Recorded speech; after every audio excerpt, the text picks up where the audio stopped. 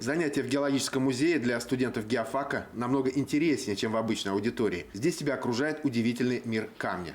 Музейная экспозиция имеет широкую географию. Коллекцию минералов и горных пород Башкортостана и России дополняют образцы из более чем 30 стран мира.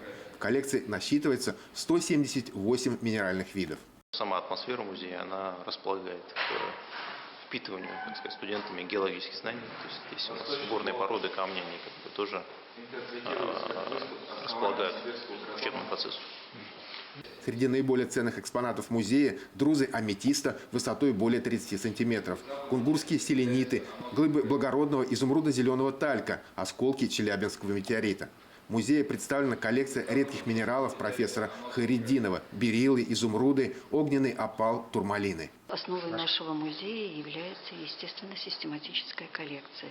И в музее вы можете увидеть все классы этой систематической коллекции, начиная с самородных элементов и заканчивая самым огромным классом. Это, вот, пожалуйста, силикаты. Учебно-научный геологический музей никогда не пустует. Особенно частые гости здесь – дети. Важным направлением деятельности музея является работа со школьниками. В музее есть даже отдельный раздел, посвященный юным геологам. А во время саммитов ШОС и БРИКС музей принимал участие в оформлении экспозиции «Недра Башкортостана» в специально созданном этнопарке Ватан. В книге отзывов посетителей музея можно прочитать записи на английском, французском, испанском и голландском языках.